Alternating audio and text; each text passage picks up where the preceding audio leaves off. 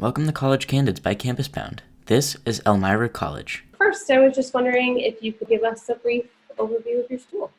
So I guess kind of generally speaking, we're about a campus of about 1,000 students, and we are located in Elmira, New York, which is right in the Finger Lakes region of central kind of, I want to say like downstate, but we're literally kind of right on the New York-Pennsylvania border.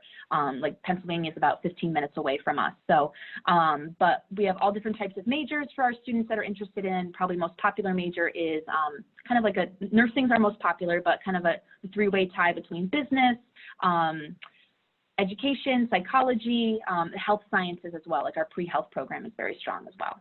The three unique programs, I am an alum of the program, so I'm not biased, but communication sciences and disorders, I think speech pathology and audiology are kind of two up-and-coming fields where there's not enough graduates to fulfill, to meet the job requirements and all this. I mean, the amount of jobs available in those states. So if you go through that degree, you're almost guaranteed a job. And that's great for students who are interested in education, but maybe don't want to be in the classroom, but want to work with individuals with autism, Asperger's.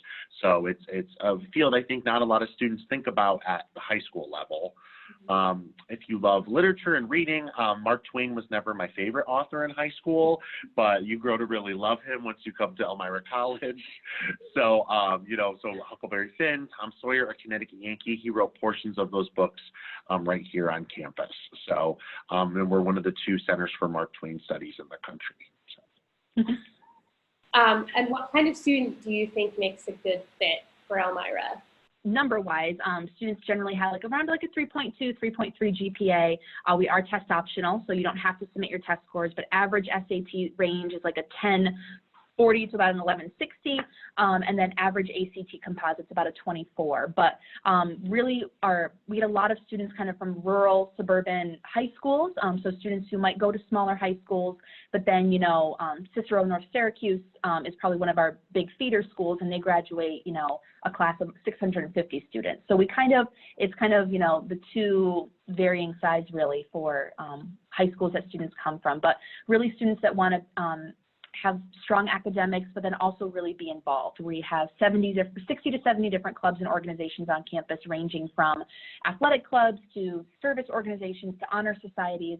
So students that kind of just want to be involved really inside the classroom and outside the classroom as well. And with 1/3 of our students are athletes. So out of that student body of 1,000, 350 of them are athletes.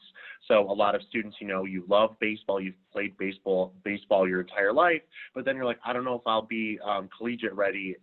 We're Division III, so obviously there is recruitment involved, but we have 2 sport athletes here. So it's a big part of the culture. We have a great athletic operation. So, if you are just writing off volleyball, I wrote off theater in high school. I mean, when I was looking at colleges, I was like, once I go to college, I just got to focus on my academics.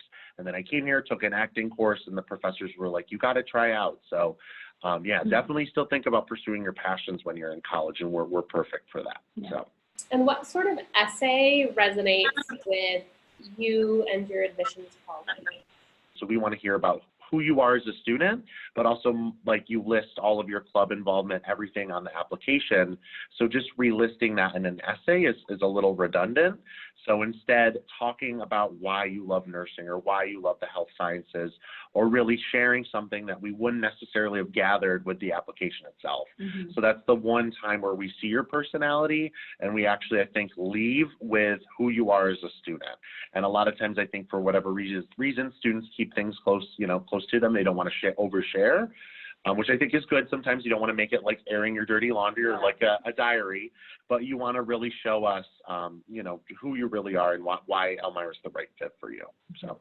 And do you have any advice for students generally in the college admissions process? When you're younger, I think sometimes you want to make people happy, mm-hmm. and your parents are very strong advocates, but I know right now jobs and loans are so scary to families. We hear every year, I don't want to take out any loans for college. And I feel like that's a really tough reality for for a lot of families, Mhm. but it's about the investment. So I really like this college. I'll do well there.